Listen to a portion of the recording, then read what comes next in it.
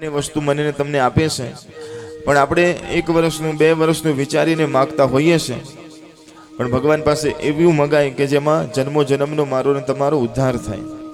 નરસિંહ મહેતાએ શું માંગ્યું ખબર છે કે હે મહાદેવજી મને ગમે છે તમે મને ન આપો પણ આ દુનિયામાં સૌથી વધારે જે તમને ગમતું હોય ને એ મને આપો। બોલો, મને ગમે છે તમે ન આપો પણ તમને જે સૌથી વધારે ગમતું હોય એ મને આપો। મહાદેવજીએ કીધું કે મને કૃષ્ણ બહુ ગમે છે, મને કનૈયો બહુ ગમે છે, એની ભક્તિ બહુ ગમે છે, તો કે એ મને આપો।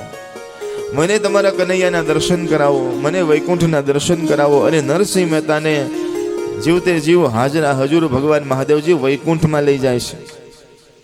વૈકુંઠની અંદર સુંદર મજાનો રાસ ચાલે છે, આજુબાજુમાં ગોપીઓ છે, ભગવાન કૃષ્ણ વચ્ચે વાંસળી વગાડે છે। મહાદેવજીએ કીધું કે નરસૈયા દર્શન કરો। હવે મહાદેવજીને દેખાય છે, નરસિંહ મહેતાને દેખાતું નથી। સંતો કહે છે કે આપણી આ આંખોથી છે ને આપણે ભગવાનને ન જોઈ શકીએ। સાંભળો છો બધા? બપોરનું 12 વાગ્યાનો સૂર્ય હોય એની સામે તમે જોવો છો કોઈ દિવસ? આપણે જોઈ શકીએ?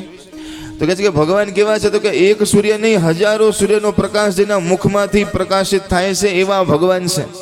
હવે ખાલી આ હેલોજન છે, આ લાઈટ, એની સામે પણ આપણે ન જોઈ શકીએ। જોઈએ તો થોડી વાર બધું દેખાતું બંધ થઈ જાય। સૂર્યની સામે, એક સૂર્યની સામે ન જોઈ શકીએ તો જેના મુખમાં એટલો બધો પ્રકાશ છે કે હજારો સૂર્યનું તેજ છે, એ કેવી રીતે જોઈ શકીએ? તો કહેવાય છે કે એ ક્યારે જોવાય? તો કહે છે કે ભગવાનની કૃપા થાય, ગુરુ મહારાજની કૃપા થાય ને દિવ્ય દ્રષ્ટિ મળે ને ત્યારે એ ભગવાનની દર્શન થાય છે। એટલા માટે કહે છે ને કે સદગુરુની કૃપા થાય। અર્જુનની સામે ભગવાન કૃષ્ણ તો હતા પણ અર્જુનને એની ઓળખાણ નહોતી, પણ જ્યારે વિશ્વરૂપના દર્શન કરાવે ને ત્યારે થયું કે ઓહો, હું જેને મારો મિત્ર માનતો તો એ મિત્ર નહીં, આ તો જગતનો બાપ છે। જ્યારે વિશ્વરૂપના દર્શન કર્યા ત્યારે સભામાં તો હજારો માણસો બેઠા હતા પણ બધાને દર્શન નથી થયા, ખાલી અર્જુનને દર્શન થયા।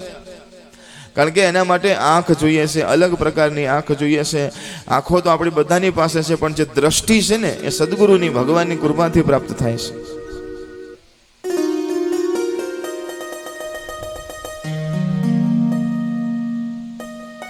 પણ કહેવાય કે રાસના દર્શન દેખાતા નથી એટલે એક મશાલ આપે છે કે લે આ મશાલના અજવાળામાં રાસને જો। તો મશાલ એટલે શું? આ મશાલ એટલે જ્ઞાન, જ્ઞાન આપે છે। અત્યારે મારી ને તમારી આજુબાજુમાં ભગવાન બિરાજમાન જ છે, આપણી વચ્ચે જ ભગવાન છે પણ દેખાતા નથી।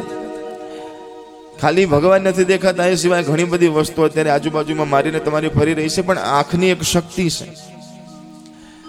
કહેવાય કે મશાલ આપી એટલે જ્ઞાનનો પ્રકાશ આપ્યો, અને જેને જ્ઞાન થઈ જાય એ તો સવારના પોરમાં આપણે ઉઠીએ એટલે આપણે ચારે બાજુ જોઈએ તો એમ લાગે, કોઈને એમ લાગે કે પતિ ફરે છે, પત્ની ફરે છે, બાળકો ફરે છે, ગાય ફરે છે, આ બધું ફરે છે એવું દેખાય। પણ જેની આંખો ખુલી ગઈ હોય એ સવારમાં જ્યારે આંખ ખુલે તો એને શું દેખાય? આંખ મારી ઉઘડે ત્યાં સીતારામ દેખો, આંખ મારી ઉઘડે ત્યાં સીતારામ દેખો।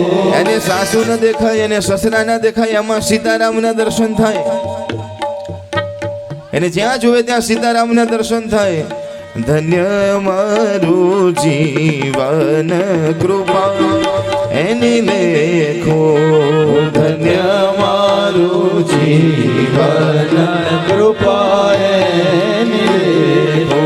આંખ મારી ઉઘડે ત્યાં સીતારામ દેખો, આંખ મારી ઉઘડે ત્યાં સીતારામ દેખો।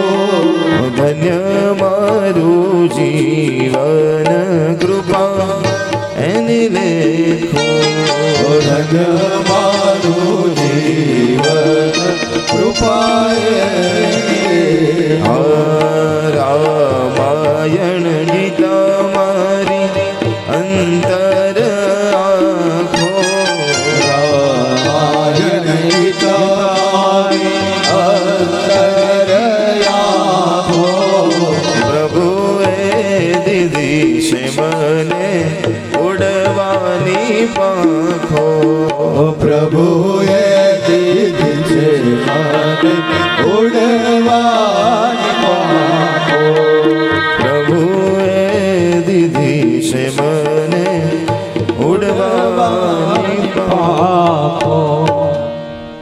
માટે એવું જ્ઞાન જેને થઈ જાય ને, પ્રકાશ. એક જગ્યા ઉપર એક બાઇક વાળો રોડ ઉપર જતો હતો અને આમ સર્કલ થી ફરીને આમ રોડ ઉપર બાઇક વાળો આવે ને, સામે પોલીસ વાળા ઉભા હતા. સાંજનો સમય હતો, એની લાઈટ બંધ હતી. સાંજનો સમય હતો, બધા વાહનોની લાઈટ ચાલુ, પેલાની લાઈટ બંધ. એટલે પોલીસ વાળો વચ્ચે ઉભો રહ્યો કે તારી લાઈટ બંધ છે, તારી લાઈટ બંધ છે, ઉભો રે, તારી લાઈટ બંધ છે, ઉભો રે. તો પેલો જે બાઇક વાળો હતો એને જોરથી રાડ પાડી કે લાઈટ તો નથી, બ્રેકે નથી, તમે આઘારો. લાઈટ તો નથી પણ બાઇકમાં બ્રેકે નથી, આમ ખસી જાઓ નહીં તો હમણાં ભટકાશે. સંતો કહે છે કે આપણું પણ બધાનું એવું છે, આપણા જીવનમાં સંયમની બ્રેક નથી અને જ્ઞાનરૂપી લાઈટ નથી. વિચાર કરો કે જેના જીવનમાં જ્ઞાનરૂપી લાઈટ ન હોય અને સંયમની બ્રેક ન હોય ને, એ ગાડી ગમે ત્યાં ભટકાય છે. માટે બે વસ્તુની ખાસ જરૂર છે. સદગુરુ મને તમને જ્ઞાનની લાઈટ આપે છે અને એના પ્રકાશમાં જ્યારે હું અને તમે ચાલીએ છીએ ને, ત્યારે જીવનમાં સંયમ આવે છે. સંયમ એટલે કે શું કરાય, શું ન કરાય, શું ખવાય, શું ન ખવાય, જીવનમાં ક્યાં ઊભું રહેવું, ક્યાં અટકવું, એ માણસને ખબર પડી જાય તો એ કોઈ જગ્યા ઉપર ભટકતો નથી માણસ. માટે સદગુરુની કૃપા થાય ત્યારે આ પ્રાપ્ત થાય છે. આજે નરસિંહ મહેતાને જ્ઞાનની મશાલ આપી છે અને એ મશાલની અંદર રાસના દર્શન થયા છે. ભગવાન કૃષ્ણ મળવા માટે આવે છે. રાસ જોતા જોતા આખો હાથ પડી ગયો, પણ એટલું બધું તન્મય થઈ ગયા હતા. દોડતા દોડતા કનૈયો આવીને કીધું કે આનો હાથ જુઓ મહાદેવજી, હાથ બળે છે. જ્યારે નરસિંહ મહેતાને ભાન થયું, મહાદેવજી તો વૈદ નથી, વૈદ્યનાથ છે. વૈદ એટલે ડોક્ટર થાય, પણ વૈજનાથ એટલે ડોક્ટરોનો ડોક્ટર મહાદેવજી છે. એને મહાદેવજીએ જ્યાં હાથ અડાડ્યો ત્યાં નરસિંહ મહેતાનો હાથ હતો એવો ને એવો થઈ ગયો. કીધું કે આ કોણ છે? કીધું કે આ તમારો પરમ ભક્ત છે, એને આશીર્વાદ આપો. ત્યારે ભગવાન કૃષ્ણ નરસિંહ મહેતાને આશીર્વાદ આપ્યો છે, પોતાના ભક્તિનું દાન કરે છે ને એક વચન આપ્યું કે જ્યારે પણ તમે કેદારો રાગ ગાશો ત્યારે હે નરસિંહ મહેતા, હું તમારી સામે પ્રગટ થઈશ. અને એ નરસિંહ મહેતાને ભગવાને એક વાર બે વાર નહીં પણ 52 વખત આ ધરતી ઉપર દર્શન આપ્યા છે નરસિંહ મહેતાને. માટે એટલું એમ કહેવાય કે ભક્તિની શક્તિ છે, ભજનમાં એટલું બળ છે. આજે વેદવ્યાસ ભગવાન નારદજીના કહેવાથી સુંદર મજાના ભાગવત શાસ્ત્રની રચના કરે છે. હવે ભાગવત રચના તો કરી દીધી, પણ હવે આ જ્ઞાન જગત સુધી કોણ લઈ જાય? માટે વેદવ્યાસ ભગવાન વિચાર કરે છે કે હે ભગવાન, આ જ્ઞાન જગત સુધી પહોંચાડવા માટે મને તમે એક પુત્ર આપો.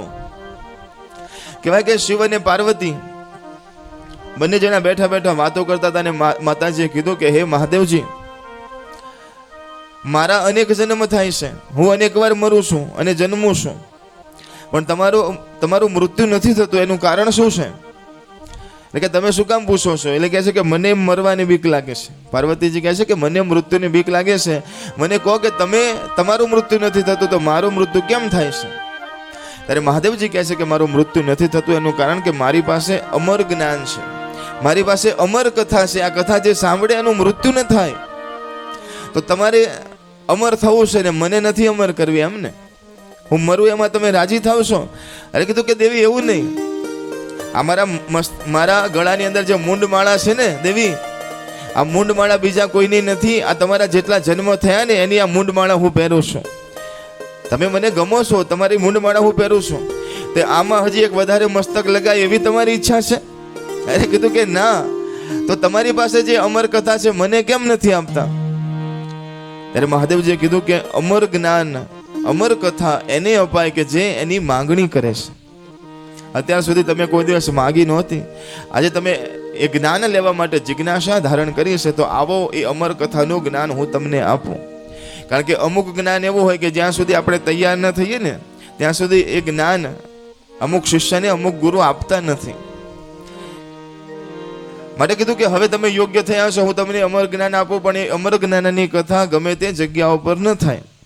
આ ભાગવત માટે પણ એવું લખ્યું છે કે આ ભાગવતની કથા તમારે એને સંભળાવી કે જેના જીવનમાં કોઈ ગુરુ હોય, જેના જીવનમાં કોઈ ગુરુ ન હોય એને આ ભાગવત કથાનું જ્ઞાન ન આપવું, એવું અંદર લખ્યું છે.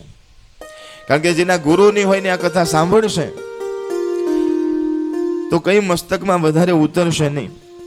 એટલા માટે આપણે ઘણીવાર ઘણા લોકોને કહીએ છીએ કે ભાગવત કથામાં આવો ને તો શું બોલે છે ખબર છે? અમે તો ઘણી ભાગવત કથા સાંભળી નાખી. રામકથા આવો ને, રામકથા છે, અમે તો ઘણી રામકથા સાંભળી નાખી. અરે ભગવાનની શિવજીની કથા અમે ઘણી શિવ કથા સાંભળી નાખી. શું બોલે છે કે ઘણી સાંભળીને નાખી, એકાદી રાખી હોત તો સારું હતું, પણ રે નહીં, કારણ કે ગુરુ નથી જીવનમાં. અને જેના ગુરુ હોય ને એને એક શબ્દમાં ખબર પડી જાય. આખી કથા પણ ન સાંભળે પણ એક શબ્દ એના કાનમાં પડી જાય, એને ખબર પડવા લાગે. તો આપણે ન ખબર પડતી હોય તો સમજો કે આપણા જીવનમાં ગુરુની જરૂર છે. અને ગુરુ શોધવા જવાની જરૂર નથી. તમારે સાચા શિષ્ય બનવાનું છે. ઘણા કહે છે કે આ દુનિયામાં સાચા ગુરુ નથી. સંતો કહે છે કે સાચા ગુરુ એને મળે કે જે સાચા શિષ્ય હોય. આપણે ખોટા હોય તો આપણને સાચા ન મળે. આપણે સાચા શિષ્ય થઈ જાઓ, તમારે ગુરુને શોધવાની જરૂર નથી. ગુરુ તમારા ઘેર આવશે. તમારે ક્યાંય જવાની જરૂર નહીં પડે, ગુરુ ઘેર આવશે. સાચા શિષ્ય બનવાની જરૂર છે. અને એવા કોઈ સાચા ગુરુ મને ને તમને ન દેખાય તો કૃષ્ણમ વંદે જગત ગુરુ, ભગવાન કૃષ્ણને ગુરુ બનાવીને આગળ વધો. મહાદેવજીને ત્રિભુવનના ગુરુ કહેવામાં આવે છે. મહાદેવજીને ગુરુ બનાવીને આગળ વધો. જય જય જય હનુમાન ગોસાઈ, કૃપા કરો ગુરુ દેવકી નાય. હનુમાનજી મહારાજને ગુરુ મહારાજ કહેવામાં આવે છે. હનુમાનજીને ગુરુ બનાવીને આગળ વધો. પણ ગુરુ વગર આ ભગવાનના રસ્તા ઉપર આગળ નહીં વધી શકો. કારણ કે બે પ્રકારના શિષ્ય હોય છે. એક હોય છે મનમુખી અને એક હોય છે ગુરુમુખી. આમાં જે મનમુખી હોય ને એને મનને ગમે એવી ભક્તિ કરે. તમને ફોન કરે કે આજે ભજન નથી ને, કે હા, કે બાજુના વાસમાં છે તો કે હું આવીશ. આજે ભજન નથી એટલે કે હા, બાજુના સોસાયટીમાં છે કે હું આવીશ. અને તમે એને સામેથી ફોન કરો કે આજે તમારા પાડોશમાં જ ભજન છે, કે મારે આજે નથી આવું, આજ મારો મૂડ નથી.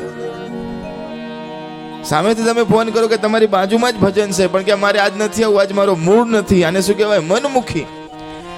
ગમે ત્યારે તમને સામેથી ફોન કરે ને ઘણીવાર ભજન હોય, સંતો હોય, કથા હોય, તો બાજુમાં કથા છે, મારે નથી આવું. પણ ગુરુમુખી હોય ને એને ખબર પડે કે મારા ભગવાનનું ભજન છે, એને કહેવું ન પડે, સૌથી પહેલા હોય.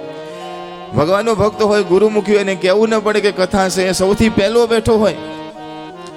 તો સંતો કહે છે કે બે પ્રકારના છે. તો આપણે ગુરુમુખી બનવાનું છે, મનમુખી નથી બનવાનું. કારણ કે મનમુખી આખી જિંદગી ભજન કરે ને એને શાંતિ ન હોય. 80 વર્ષે ભજન કરવા બેઠા હોય તો એ લાય જેવા હોય. એ ભજન ગાય વચ્ચે બીજા ઉપાડાય નહીં, ડોળા કાઢે. મંડળ તો નથી ને આપણા ગામમાં. તો મંડળ તો હોય પણ એવા તો નથી ને કોઈ. ઘણાને પૂછ્યા વગર બીજા ભજન ના ઉપાડાય. અને એ ઉપાડે એટલે એક સાથે 2, 3, 4. સંતો કહે છે કે નહીં નહીં, ભજન કરીએ તો નિર્મળ સ્વભાવ થવો જોઈએ. પાનભાઈ કહે છે ને કે નિર્મળતા ધારણ કરીને મેદાનમાં આવો પાનભાઈ. અભિમાન રાખીને આવશો તો આમાં મજા નહીં આવે. આ તેઓ ભક્તિનો રસ્તો છે. મનને મેલીને તમે હે આવો રે મેદાનમાં. મન રે મેલીને તમે આવો રે મેદાનમાં. અરે બ્રહ્માદિક લાગે જેને પાયજી. ભક્તિ રે કરવી એને રાખ થઈને રહેવું રે. મેલવું અંતરનું અભિમાન. માટે એવું અભિમાન જ્યારે મૂકે છે ત્યારે એક જ્ઞાન જીવનમાં આવે છે. નરસિંહ મહેતા ઉપર ભગવાન કૃષ્ણની કૃપા થઈ અને આજે નરસિંહ મહેતાના નામનો ડંકો વાગે છે. આજે એ અમર કથા લઈને મહાદેવજી બેઠા છે. કીધું કે આ કથા ગમે ત્યાં ન અપાય, એના માટે એકાંતમાં જવું પડે, જ્યાં હું અને તમે જ હો. બંને જણા અમરનાથની ગુફામાં ગયા છે. ગણેશજી મૂકી દીધા, કાર્તિક સ્વામી બાર, ત્રિશૂળ, ડમરું બધું બાર. અને 3 વાર તાલી પાડે છે કે આ ગુફામાં જે હોય બધા બહાર જતા રહેજો. પશુ પક્ષીઓ પણ બધા પંખીઓ ઉડી ગયા. પણ એક પોપટના બચ્ચા હજી તો એમ કહેવાય કે પ્રગટ જ થયું છે, એનામાં હજી હોશ નથી આવ્યા, એવું ત્યાં ગાડી પડ્યું છે. કીધું કે હવે કોઈ નથી, અને કથા કહેવાની શરૂઆત કરી. કીધું કે હું આંખો બંધ કરીને ધ્યાનમાં કથા કહીશ, તો વચ્ચે વચ્ચે હું કથા કહું ને તો તમે કંઈક બોલતા રહેજો, એટલે વચ્ચે તમે હરે હરે કરજો. હું કથા બોલું તો વચ્ચે તમે હરે હરે કરજો, તો મને ખબર પડે કે તમે કથા સાંભળો છો. તો મહાદેવજી કથા કરે છે ને વચ્ચે વચ્ચે પાર્વતીજી કહે છે કે હરે હરે પ્રભુ હરે હરે. તો કથા ચાલે છે, પણ કથા કરતા કરતા મહાદેવજી રાસની કથામાં પહોંચ્યા, રાસ પંચાધ્યાયીની કથામાં પહોંચ્યા અને સુંદર મજાના રાસનું વર્ણન કર્યું. હવે જ્યાં રાસની એ પ્રેમ ભાવની ભક્તિ ભાવની વાતમાં મહાદેવજી પહોંચ્યા, તો પાર્વતીજી મનથી પહોંચી ગયા રાસમાં કે હું પણ રાસ રમવા જાઉં. કથા આગળ ચાલીને માતાજી રાસમાં, તો પેલું હરે હરે કહેવાનું હતું એ બંધ થઈ ગયું, એ પણ સમાધિમાં જતા રહ્યા. મહાદેવજી પણ સમાધિ અવસ્થામાં કથા કહે છે, પાર્વતીજી પણ અવસ્થામાં સમાધિમાં, પેલું બોલવાનું બંધ થઈ ગયું. એટલે મહાદેવજી વિચાર કરે કે સાંભળે છે કે નહીં. તો પેલું પોપટનું જે બચ્ચું હતું ને ધીરે ધીરે મોટું થઈ ગયું હતું, ને આ સાંભળ્યું ને હરે હરે, તો એ પણ બોલવા લાગ્યો હરે હરે પ્રભુ. મહાદેવજીને થયું કે ના ના સાંભળે છે, હરે હરે પ્રભુ હરે હરે પ્રભુ. કથા પૂરી થઈ અને જય બોલાવીને જે એમ કહેવાય કે મહાદેવજી આંખો ખોલી, તો પાર્વતીજી પણ જય બોલ્યા ને કીધું કે પ્રભુ પેલી રાસની કથા પછી શું થયું ગોપીઓનું? અરે કે તમે હજી રાસમાં છો, કથા તો પૂરી થઈ ગઈ. અરે કે ના ના હું તો રાસમાં પહોંચી ગઈ હતી. તો કથા કોણ સાંભળતું હતું? હરે હરે કોણ કરતું હતું? તો ચારે બાજુ નજર ફેરવી તો પેલું સુખ પોપટનું બચ્ચું ત્યાં બેઠું હતું. એને કીધું કે કથા મેં સાંભળી છે મહાદેવજી. અરે તું ઉભો રે, તે છુપાઈને કથા સાંભળી છે, હું તને નહીં છોડું. ત્રિશૂળ હાથમાં લીધું મહાદેવજી કે આજ તને નહીં છોડું. બીજી બાજુ વેદવ્યાસ ભગવાન અને વેદવ્યાસ ભગવાનના ધર્મપત્ની બંને મહાદેવને પ્રાર્થના કરે કે હે મહાદેવ, આ જ્ઞાન તો તમે આપ્યું, 18 પુરાણ ભાગવત કથાની રચના તો કરી, પણ જગત આગળ કોણ લઈ જાય? માટે અમને પુત્ર આપો.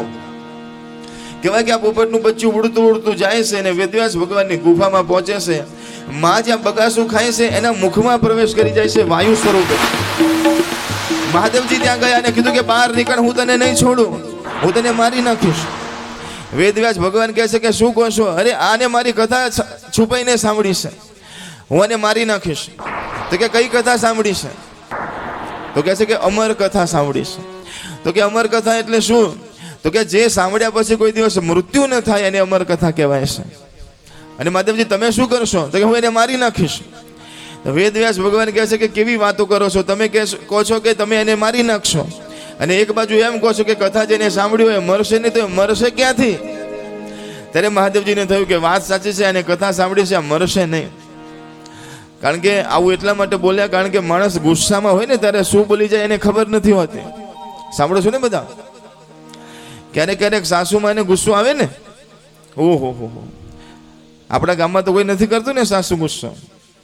ઘણી વાર સાસુને ગુસ્સો આવે તો વહુને એવું બોલી જાય, મનમાં હોય નહીં પાછું કઈ, પણ કહી દે કે તારા બાપ આમ, તારી માં આમ, હોય કશું નહીં, પણ શબ્દ એક નીકળી જાય મોઢામાંથી. અને વહુ જે મગજમાં પછી લે આખી જિંદગી, ભલે પછી દીકરી કરતા વધારે પ્રેમ કરે પણ એ મગજમાંથી ન જાય તો ન જાય, પણ ક્રોધમાં બોલાઈ ગયું છે, હવે કરે શું? વહુથી ક્યારેક બોલાઈ જાય. સાસુ માટે પ્રેમ હૈયામાં એટલો બધો હોય, પણ પેલો ક્રોધ ચડ્યો હોય કોઈનો અને શબ્દ બોલાઈ જાય, આખી જિંદગીના સંબંધો તૂટી જતા હોય છે. માટે જ્યારે પણ ગુસ્સો આવે ને તો પેલું બોલવાનું બંધ કરી દેવું. આ મહાદેવજી મને ને તમને શીખવાડે છે કે હું પણ ભાન ભૂલી જાઉં છું ગુસ્સામાં, માટે તમે પણ ગુસ્સો આવે તો પેલું બોલવાનું બંધ કરી દેવું. કારણ કે ગુસ્સામાં શું બોલીએ એનું ભાન નથી રહેતું, અને બહુ જ્યારે ખુશ હોઈએ ને ત્યારે પણ બહુ વાયદા કોઈની જોડે ન કરવા, કારણ કે ત્યારે પણ શું કરીએ છીએ એ ખબર નથી હોતી. માટે હંમેશા શાંત રહીને જે નિર્ણય કરીએ ને એ નિર્ણય સૌથી સારામાં સારો હોય છે. કીધું કે મહાદેવજી આને મારી ન શકાય. તો કીધું કે તું બહાર આવો. એટલે પેલો અંદરથી બોલે છે કે હું બહાર નહીં આવું. તો મહાદેવજી કીધું કે તો હું સમાધિ લગાવીને બેસું છું, જોઉં છું 1 વર્ષની સમાધિ લગાવું છું, તું બહાર કેવી રીતે નથી આવતો? તો અંદરથી પોપટનું બચ્ચું કહે છે કે લગાવીને તમે 1 વર્ષની સમાધિ લગાવી જાઓ, હું 12 વર્ષની સમાધિ લગાવીને બેસું છું. કહેવાય કે સુખદેવજી મહારાજ માતાજીના ગર્ભની અંદર 12 વર્ષ 16 વર્ષ સુધી સમાધિમાં અંદર રહેશે. માતાજી કહે છે કે 16 વર્ષ સુધી બાળક અંદર છે, તમે બહાર કેમ નથી આવતા? માં, હું 16 વર્ષની અંદર છું પણ હું વધતો નથી, માટે તને કંઈ તકલીફ નથી, વાંધો શું છે? અરે પણ તું બહાર આવે તો તારા દર્શન કરીએ. તો કે હું બહાર નહીં આવું, કારણ કે જેવો બહાર આવીશ તો જગતની માયા મને લાગી જશે. વેદવ્યાસ ભગવાન કહે છે કે હું ભગવાનની પાસે વચન લઈને આવ્યો છું. નારાયણે કીધું છે, મહાદેવજીએ કીધું છે, તને માયા નહીં લાગે તું બહાર આવ. અને 16 વર્ષના સુખદેવજી મહારાજ જે માના ગર્ભમાં હતા એ બહાર પ્રગટ થાય છે. સંતો કહે છે કે 16 વર્ષના એટલે કે જેટલી બુદ્ધિ 16 વર્ષના બાળકમાં હોય ને એટલી બુદ્ધિ લઈને સુખદેવજી મહારાજ પ્રગટ થયા. અને જેવા પ્રગટ થયા શરીર વધવા લાગ્યું અને સુંદર મજાનો દેહ ધારણ કર્યો છે. સુખદેવજી મહારાજ દોડ્યા જંગલ તરફ. વેદવ્યાસ ભગવાન કહે છે ક્યાં જાય છે બેટા? કીધું કે પિતાજી મેં કીધું હતું ને કે હું તો ભગવાનનું ભજન કરવા માટે આવ્યો છું, માટે હું તો જંગલમાં જાઉં છું. અરે બેટા તું રે, તારું કામ છે કે નહીં? હું નહીં રોકાવું, જંગલમાં જતા રહેશે. વેદવ્યાસ ભગવાન વિચાર કરે કે જે દીકરાને માંગણી એટલા માટે કરી હતી કે અમારી કથા જગત સુધી પહોંચાડશે, પણ આ તો યોગી બની ગયો, ધ્યાની બની ગયો, જ્ઞાની બની ગયો, આ કથાનું શું કરવું? ત્યારે બહુ સુંદર મજાનો વિચાર એમણે કર્યો અને પોતાના શિષ્યોને કીધું કે આ ભાગવત કથાના સુંદર મજાના શ્લોકો તમે જાઓ અને સુખદેવજી મહારાજ જે જગ્યા ઉપર બેઠા હોય ને એની આજુબાજુમાં જઈને ગાઓ. કારણ કે ભાગવત કથાના શ્લોકો એટલા બધા સુમધુર છે, એટલા બધા સુંદર છે કે એને સાંભળવાથી પણ આપણને આનંદ આવે છે. એમાં ખબર પડે, એમાં જેટલા ઉતરીએ તો એક શ્લોકમાં એટલા બધા અર્થો છે કે 7-7 દિવસ સુધી એક જ શ્લોક ચાલે. પણ સંતો કહે છે કે એમાં એટલી મધુરતા છે. તો સુખદેવજી મહારાજ સમાધિ લગાવીને બેઠા છે અને વેદવ્યાસ ભગવાનના શિષ્યો આવીને બાજુમાં આવીને ગાવા લાગ્યા. બરહા પીડમ નટવર વપો કર્ણિયો કર્ણિકારમ વિપ્રદવાસ કનક કપિશમ વૈજયંતીમ ચ માલા રંધ્રાણ વેણોરધર સુધયા પૂરયન ગોપ વૃંદે વૃંદારણ્યમ સ્વપદ રમણમ પ્રાવિશ ગીત કીર્તિ પ્રાવિશ ગીત કીર્તિ. ભગવાન કૃષ્ણના સુંદર મજાના સ્વરૂપનું વર્ણન કર્યું છે કે ભગવાન કૃષ્ણ કેવા લાગે છે. તો કહે છે કે ભગવાનના વાકડિયા વાળ છે, સુંદર મજાનું ભગવાનનું શ્યામ વર્ણ છે. ગાલ ઉપર ભગવાન હસે તો સુંદર મજાનું ખંજન પડે છે. ભગવાનનું સુંદર મજાનો રૂપ છે. પોતાના કાનની અંદર કરેણનું ફૂલ ભગવાને લગાવેલું છે. વૈજયંતી માળા એમ કહેવાય કે ભગવાને પોતાના ગળાની અંદર બિરાજમાન કરી છે અને ભગવાન ગાય માતાની સાથે સાથે ચાલે છે.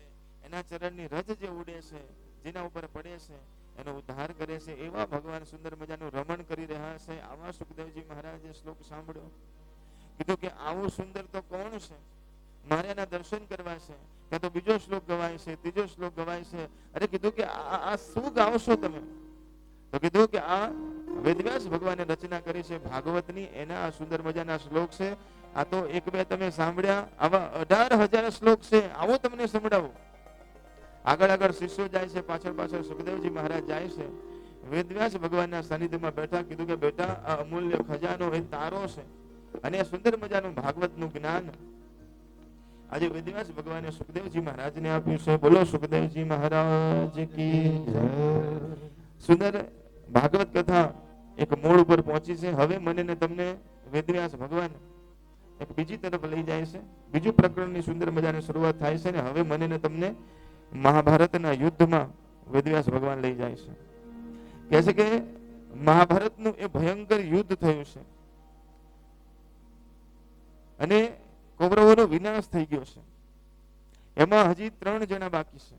એકનું નામ છે કૃપાચાર્ય, કૃતવર્મા અને અશ્વત્થામા. આ 3 જણાનું મૃત્યુ થયું નથી. દુર્યોધન મરણ પથારીએ પડ્યો છે. એટલું બધું એને વાગ્યું છે કે હવે પ્રાણ જવાની તૈયારીમાં છે. પણ એને વરદાન એવું હતું કે જ્યારે એકદમ ખુશીના સમાચાર સાંભળશે અને એકદમ કોઈ દુઃખના સમાચાર એક સાથે સાંભળશે ત્યારે એનું મૃત્યુ થશે. એટલે છેલ્લા પ્રાણામ શ્વાસ લઈ રહ્યો છે. એમાં અશ્વત્થામા દુર્યોધનની પાસે આવીને ઊભા છે અને અશ્વત્થામા કહે છે કે હે દુર્યોધન, પેલા 5 પાંડવો હતા, આપણે 100 હતા, આપણી સેના મોટી હતી, છતાં પણ આપણું મૃત્યુ થયું, આપણી હાર થઈ. એનું કારણ તું છે. કે હું કેવી રીતે? કે તું એવી રીતે, કારણ કે તે સેનાપતિ કંસને બનાવ્યો, કર્ણને બનાવ્યો. જો તે સેનાપતિ કર્ણને નહીં મને બનાવ્યો હોત ને તો આપણી આ દશા ન હોત. દુર્યોધન પડ્યો કહે છે કે હજી શું વાંધો છે, હું હજી તને આપણો સેનાપતિ બનાવું છું. હવે સેનામાં માણસો કેટલા છે? 3 જ. પણ મરતા મરતા એમ કહે છે કે જા હું તને હજી સેનાપતિ બનાવું છું, તું કઈ કરી શકીશ? કે હા હું કરી શકીશ. અને અશ્વત્થામા નીકળ્યા છે. અશ્વત્થામા વિચાર કરે કે હું શું કરું કે પાંડવોનું અહિત થાય. રાતનો સમય હતો, ઝાડ નીચે બેઠા હતા અને ઝાડ ઉપર એક પંખીઓનો માળો હતો. અચાનક રાતના અંધારામાં એક બાજ પક્ષી આવે છે, પંખીના માળામાં નાના નાના બચ્ચા છે ને મારે છે ને મારીને લઈ જાય છે. આ દ્રશ્ય અશ્વત્થામાએ જોયું કે રાતના અંધારામાં આને હુમલો કર્યો, તો એના મનમાં પણ ઝબકારો થયો કે હું પણ આવું કરું. સંતો કહે છે કે આપણી આંખોનું બહુ ધ્યાન રાખજો, કારણ કે આંખો જેવું જોવે છે ને એવું જીવનમાં આપણને કરવાની ઈચ્છા થાય છે. જો આંખો સારું જોશે તો એને સારું કરવાની ઈચ્છા થશે, અને ખરાબ જોશે, ખોટું જોશે તો એ એવું કામ કરશે. માટે આંખોનું બહુ મહત્વ છે. સારું જોશે તો સારું બનશે અને ખોટું જોશે તો ખરાબ બનશે માણસ. માટે આંખોનું બહુ ધ્યાન રાખવું. આજે એની દ્રષ્ટિ ગઈ ખાલી 1 મિનિટ માટે, અને મનમાં વિચાર કરો કે મારે પણ આવું કરવું છે. રાતના અંધારામાં પાંડવો જ્યાં સૂતા હતા ને ત્યાં ગયો. હવે પાંડવો સૂતા હતા, એમાં ભગવાને કીધું, ભગવાનને ખબર પડી ગઈ કે રાતે આવું થવાનું છે, એટલે પાંડવોને કીધું કે આપણે એક કામ કરીએ, મારી ઈચ્છા છે કે નદી કિનારે સુવા જવું છે. તો પાંડવોએ કીધું કે ભગવાન તમે જ્યાં ત્યાં અમે તમારી સાથે આવીએ. તો ભગવાનની સાથે પાંડવો પણ ગયા. હવે પાંડવોના 5 દીકરા છે. એને જોયું કે પિતાજી છે નહીં, એને વિચાર કર્યો કે ચલો આજે આપણે પિતાજીની જગ્યા ઉપર સુઈ જઈએ. તો 5 પાંડવોના દીકરા પિતાજીની જગ્યા ઉપર સૂતા છે. રાતનું અંધારું છે. અશ્વત્થામા આવ્યો, એને કંઈક એવી ઔષધિ નાખી કે બધા બેભાન થઈ ગયા, અને ખડગ લઈને આવ્યો તો 5ના મસ્તક ધરથી અલગ કરી નાખ્યા. 5 બાળકોને મારી નાખ્યા. 5ના મસ્તકો કોથળામાં ભરી અને લઈને પાછો દુર્યોધનની આગળ જઈને ફેંક્યા કે લે તારા દુશ્મનોનો નાશ કરીને આવ્યો છે. પાંડવોનું મૃત્યુ થઈ ગયું. 5 પાંડવોનો નાશ કરી દીધો. દુર્યોધન મરણ પથારીએ પડ્યો તો એને કીધું કે પાંડવો એમ મરે એવા નથી. તે કેવું શું કર્યું? કે જોઈ લે, 5ના મુખ જોઈ લે. તો કે બીજાનું મુખ નહીં, મને ભીમનું મસ્તક આપ. કારણ કે ભીમનું મસ્તક હજારો હાથીઓનો ભાર એના ઉપર પડે તો એ તૂટે ને. એને મસ્તક લીધીને આમ દબાયું અને મસ્તક તૂટી ગયું. ત્યારે દુર્યોધને થયું કે અરે અરે આ ત્યાં શું કરી નાખ્યું? આ પાંડવોના મસ્તક નથી, આ પાંડવોના દીકરાના મસ્તક છે. આ ભીમનું મસ્તક નથી, એના દીકરાનું મસ્તક છે. તે આ શું કરી નાખ્યું? અમારા કુળની અંદર કોઈ પાણી આપે એવું પણ તેને રહેવા દીધું. અચાનક આનંદ થયો તો કે પાંડવો મૃત્યુ થયું. અને બીજી બાજુ ખબર પડી કે હવે અમારી પાસે પાછળ કોઈ પાણી આપવા પડે પણ કોઈ સંતાન પણ ન રહ્યા. અચાનક દુઃખ થયું અને એમાં જ એનું મૃત્યુ થાય છે. અશ્વત્થામાને થયું કે મેં તો આ ગજબ કર્યો, પાંડવોના બદલામાં પાંડવોના દીકરાને મારે, હવે પાંડવો મને નહીં છોડે. એટલે અશ્વત્થામા ભાગે છે. પાંડવો આવ્યા છે. માં દ્રૌપદી સવારના પોરમાં પોતાના બાળકોને શોધતી આવી અને જ્યાં પથારી પાસે જઈને જોવે તો ધવડ પડ્યા છે, મસ્તકો નથી, રુધિરની ચારે બાજુ નદીઓ વહે છે, આક્રંદ કરે છે, જોરથી રડવા લાગે છે. એક સાથે 5 પુત્રોના મૃત્યુ દેહ પડ્યા છે. 5 પાંડવો પણ ત્યાં ગાડી આવી જાય છે. આ શું થયું? અર્જુન ક્રોધાયમાન થયા છે, ભીમ ક્રોધાયમાન થયા છે. જેને આ કર્યું છે એને યોગ્ય સજા કરવામાં આવશે. શોધવા માટે નીકળ્યા છે. ખબર પડી કે આ કૃત્ય અશ્વત્થામાએ કર્યું છે. અશ્વત્થામાને પકડે છે, મારે છે, રથની પાછળ બાંધીને લાવવામાં આવે છે. દ્રૌપદીએ જોયું કે જ્યારે અશ્વત્થામાએ આ કાર્ય કર્યું છે, અશ્વત્થામા પોતાના ગુરુ દ્રોણાચાર્યજી મહારાજ છે ને એનો દીકરો છે અશ્વત્થામા. હવે દ્રૌપદીને આપણે માં સતી કહીએ છીએ. જે 7 સતી છે એમાં દ્રૌપદીનું નામ છે. એની સામે નાખ્યા છે અને દ્રૌપદીને કીધું કે લે આ તારા બાળકોનો હત્યારો અશ્વત્થામા, એને સજા આપો. ત્યારે દ્રૌપદીએ જે કીધું આ તો ગુરુપુત્ર છે અને ગુરુનું મૃત્યુ તો યુદ્ધમાં થઈ ગયું છે. હવે માની પાસે જીવવાનો કોઈ આધાર નથી, કારણ કે પતિનું તો મૃત્યુ થઈ ગયું છે અને આ એક દીકરો છે. જો આને પણ મારી નાખશું તો માં કોના સહારે, ગુરુ માં કોના સહારે જીવશે? માટે મૂચતા આને છોડી મૂકો. આને મારવો નથી, કારણ કે એને મારશો તો એની માનું શું થશે? કારણ કે મારી પાસે તો જીવન જીવવા માટે મારા દીકરા નથી, પણ મારા પતિ તો છે ને, તો એના સહારે હું જીવીશ. આને તો પતિનું તો મૃત્યુ થયું છે, એના દીકરાને મારશો તો માં કોના સહારે જીવશે? એની ચિંતા કરે છે. જે પોતાની ચિંતા નહીં, જે બીજાની ચિંતા કરે ને એને સતી કહેવાય. આજે ભગવાન કૃષ્ણએ વાહ કરી છે, પણ કીધું કે આને સજા આપવાની છે. ભગવાન કૃષ્ણ ત્યાં ઊભા છે, એને કીધું કે સજા આપો, પણ આ બ્રાહ્મણ છે અને બ્રાહ્મણને મૃત્યુદંડ ન અપાય, અને ગમે તેવું પાપ કર્યું હોય તો પણ. અને બીજી બાજુ કીધું છે કે જે આતતાઈ હોય, જે નાના નાના બાળકોને મારે, એને મારવામાં કોઈ પાપ ન લાગે, અને બાળકોને માર્યા છે, એને મારી નાખો. તો બે પ્રશ્ન થયા કે આને મારી નાખવો યોગ્ય છે, પણ બીજી બાજુ બ્રાહ્મણ છે એટલે મરાય નહીં તો શું કરશું? તો કીધું કે આને મારવો પણ નથી ને જીવતો પણ નથી રાખવો, આનું અપમાન કરો. બ્રાહ્મણ માટે એનું અપમાન થાય ને એના માટે મોટામાં મોટું એમ કહેવાય કે સજા છે. તો કહેવાય કે એના મસ્તક ઉપર એક મણી હતો, એ મણી કાઢી લેવામાં આવે છે, એનું મુંડન કરી દેવામાં આવે છે, મુખ કાળું કરીને એમ કહેવાય કે એનું અપમાન કરીને ત્યાંથી મોકલી દેવામાં આવે છે. ધીરે ધીરે દિવસો વીતવા લાગ્યા છે, પણ અશ્વત્થામાને હજી શાંતિ નથી. હજી એને થાય છે કે હું કંઈક કરી દઉં, હું કંઈક કરું. કહેવાય કે અર્જુનનો દીકરો અભિમન્યુને જે મહાભારતના યુદ્ધમાં આપણે બધાને ખબર છે કે 7 કોઠાનું યુદ્ધ કરવા ગયો હતો અભિમન્યુ, એમાં એનું મૃત્યુ થાય છે. આ અભિમન્યુના પત્ની છે ઉત્તરાજી, અને ઉત્તરાજીના ગર્ભની અંદર એક બાળક છે. આ પાંડવોનો એક અંશ ખાલી આ ઉત્તરાના ગર્ભની અંદર છે. એ અશ્વત્થામાને ખબર પડી, તો એને વિચાર કર્યો કે હજી એક બાકી છે બાળક, તો હવે હજી હું એને મારીશ. માટે અશ્વત્થામા ઉત્તરાના ગર્ભની અંદર જે બાળક છે એને મારવા માટે બ્રહ્માસ્ત્ર છોડે છે. પોતાની પાસે જે શક્તિ હતી ને એ બ્રહ્માસ્ત્ર છોડી. હવે ઉત્તરાને છે ને ગર્ભની અંદર બળવા લાગી. ઉત્તરા ચારે બાજુ બળવા લાગી, પોકાર કરવા લાગી, હે ભગવાન મારું પેટ બળે છે, મારી અંદર રહેલો જીવ બળે છે. અને ભગવાન કૃષ્ણને યાદ કરવા લાગી. ભગવાન ઘણા દિવસોથી પાંડવોની સાથે હતા. ભગવાને કીધું કે હવે મારે દ્વારકા જવું છે, તમે બધા હવે રાજ કરો. ભગવાન જવાની તૈયારીમાં હતા, એમાં રાડ સંભળાઈ કે હે ભગવાન, હે ગોવિંદ, મારી રક્ષા કરો, મારી રક્ષા કરો. જોઈ તો ઉત્તરા આવે છે. ભગવાને સૂક્ષ્મ સ્વરૂપ ધારણ કર્યું છે, અને કહેવાય કે ભગવાન પોતે ગર્ભની અંદર પ્રવેશ કર્યો, અને જે બ્રહ્માસ્ત્ર એને હેરાન કરતું હતું એ બ્રહ્માસ્ત્રને પાછું વાળે છે, અશ્વત્થામા બાજુ મોકલે છે, એના ગર્ભની રક્ષા ભગવાન કરે છે. ઉત્તરા સુંદર મજાની સ્તુતિ ભગવાનની કરે છે. ભગવાન તમે મારું રક્ષણ કર્યું, તમારું ખૂબ ખૂબ આભાર. ભગવાન ફરીથી રથમાં બેસે છે કે હવે હું જાઉં છું. તો ભગવાન જેવા રથમાં બેસીને જવા જાય છે એવા કુંતામાં આવે છે કે ઉભા રહો ભગવાન, ઉભા રહો. ભગવાન કહે છે કે ફઈબા હવે હજી શું છે? મારી એક ઈચ્છા છે, પૂરી કરતા જાઓ. હા ફઈબા બોલો, તમારે શું જોઈએ છે? મારે એક વરદાન જોઈએ છે, માગો, તમારે શું વરદાન જોઈએ છે? ત્યારે ફઈબા કહે છે કે મને, હે ભગવાન, હું તમારી પાસે માગું છું કે મને દુઃખ આપો. એટલે કે બોલવામાં ભૂલ પડી, સુખ આપો એમ કહેવાનું હોય કે મારે સુખ નથી જોતું, મને દુઃખ આપો. પણ માં શું છે દુઃખ, શું કામ માગો છો?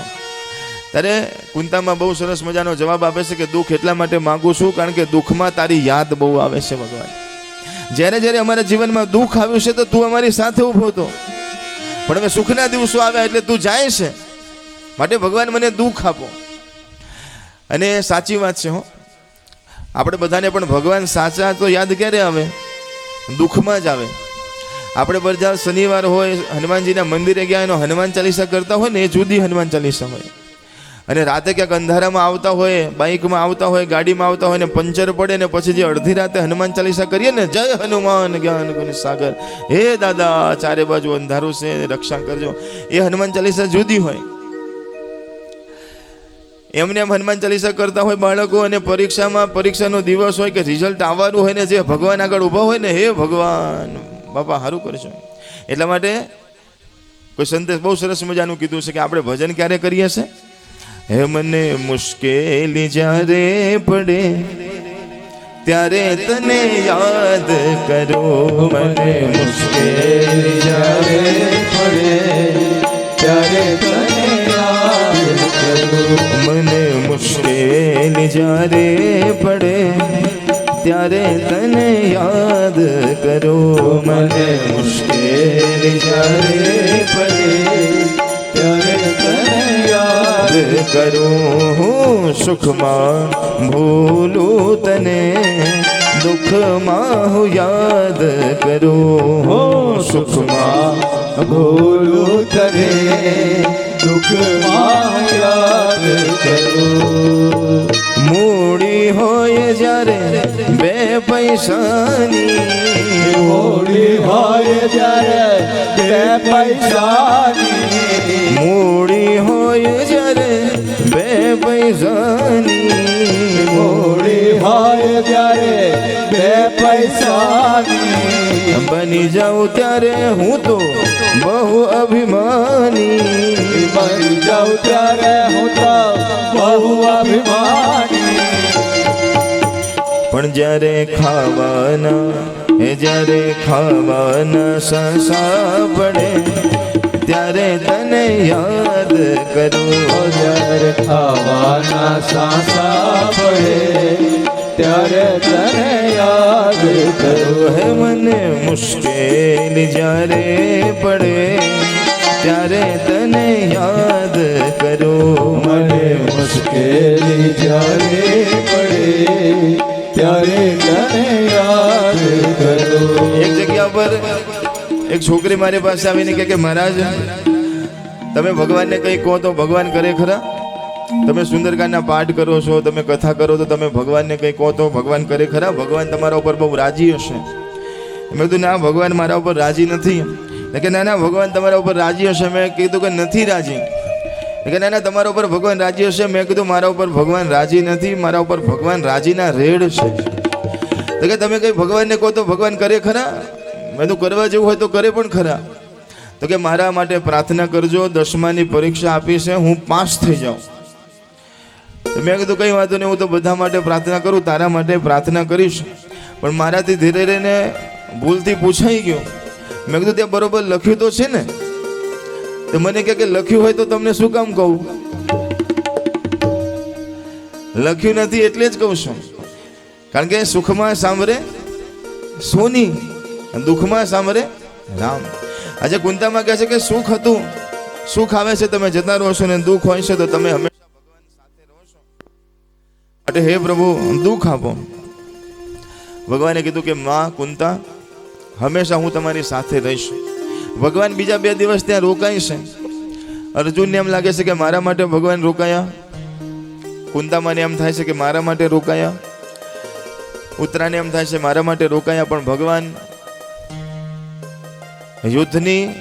યુદ્ધની મેદાનની અંદર બાણ સૈયા ઉપર સૂતેલા ભીષ્મ દાદા માટે રોકાયા હતા.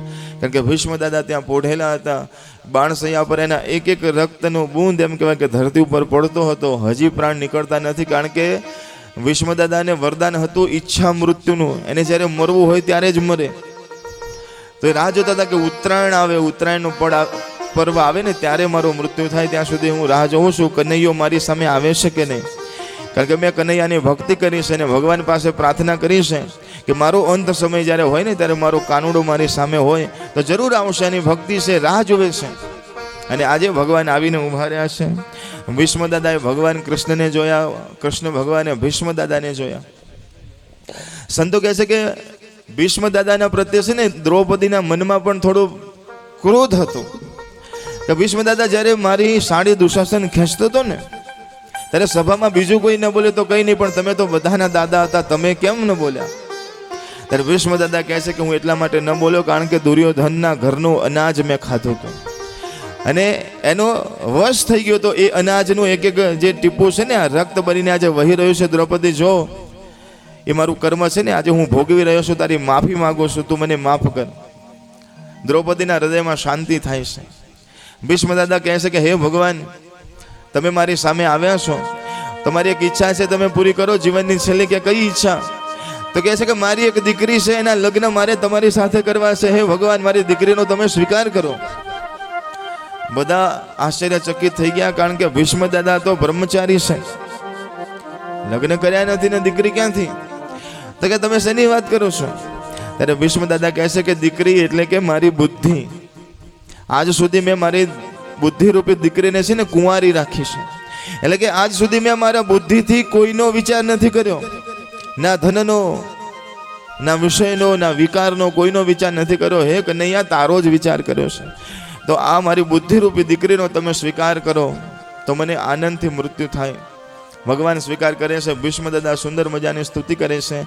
ભીષ્મ દાદાને ભગવાન પોતાનું સ્વધામ આપે છે. હવે કહે છે કે ભગવાન દ્વારકામાં જાય છે.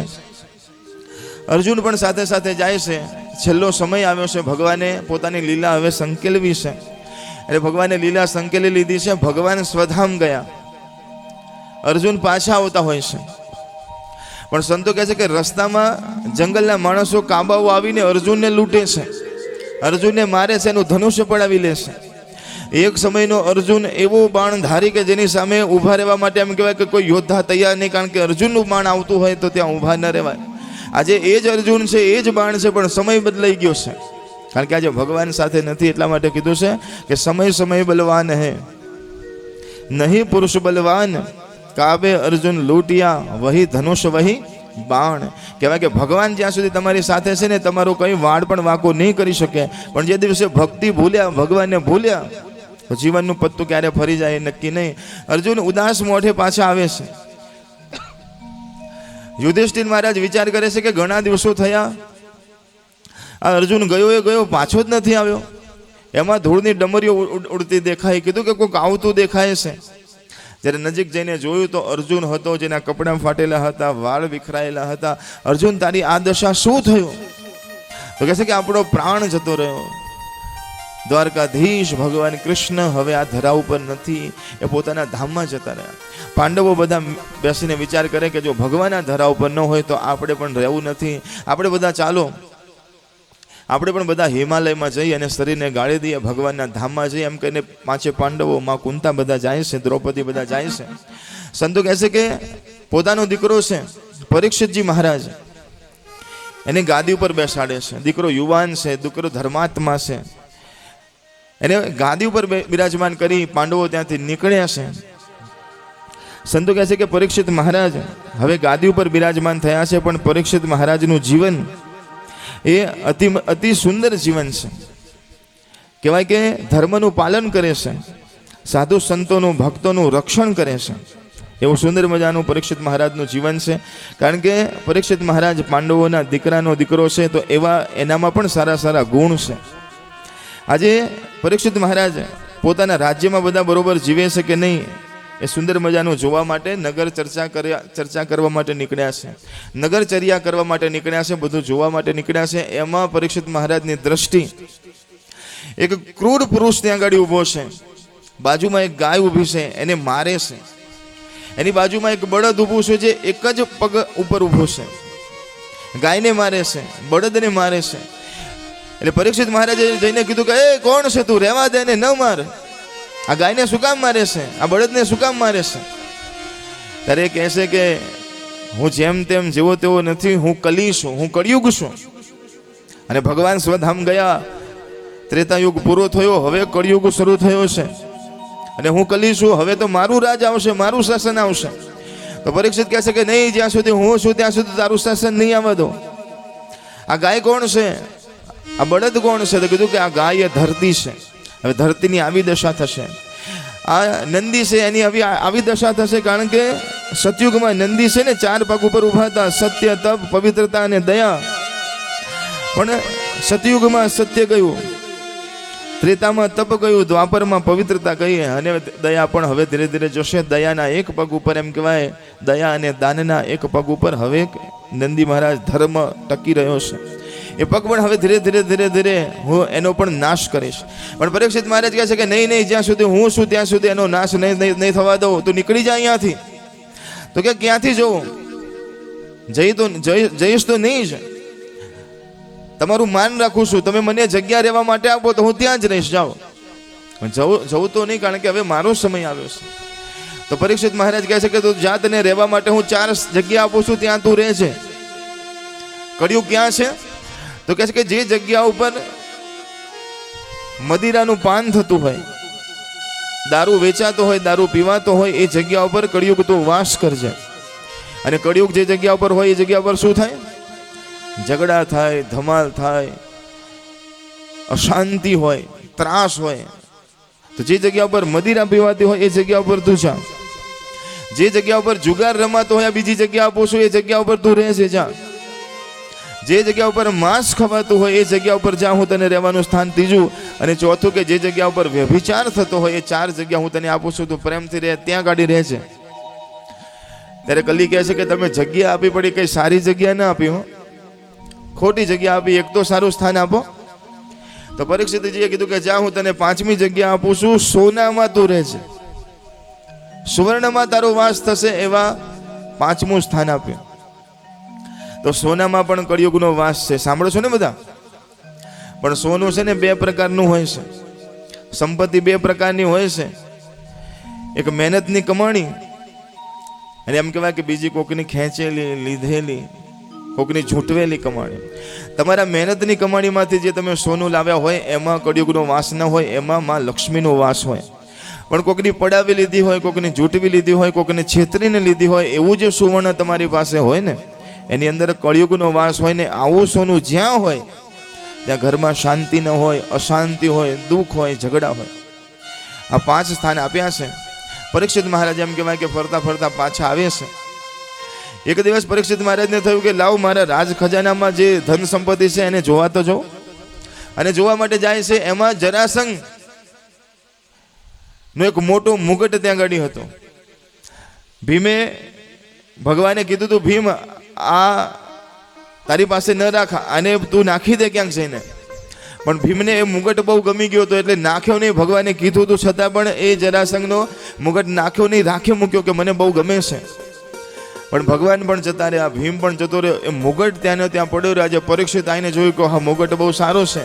અને એ સોનાનો મુગટ જેમ કહેવાય કે પોતાના મસ્તક ઉપર મૂક્યો, તો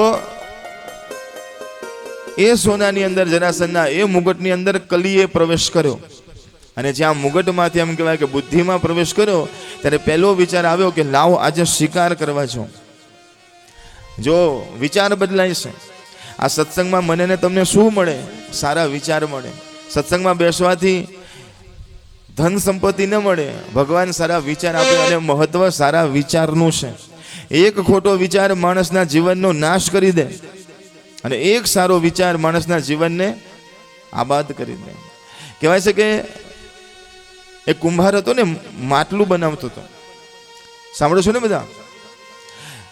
કુંભારે ચાકડા ઉપર એમ કહેવાય કે માટી નાખી હતી, એમાંથી ચલમ બનાવતો હતો. કુંભારને થયું કે લાવ, ચલમ બનાવું. ચલમમાં તો બધાને ખબર પડે છે ને, અંદર અંગારા ભરે ને પેલે પીવાતી હોય ને ચલમ. તો ચલમ બનાવતો હતો. અચાનક એને વિચાર આવ્યો કે ચલમ નથી બનાવી, લાવ માટલું બનાવું. તો થોડી માટી વધારે લીધી અને ચલમના બદલે માટલું બનાવ્યું. ત્યારે માટીએ કીધું કે ભાઈ, તું તો ચલમ બનાવતો તો, હે કુંભાર, તું અચાનક માટલું કેમ બનાવવા લાગ્યો? તું તો ચલમ બનાવતો તો, માટલું કેમ બનાવવા લાગ્યો?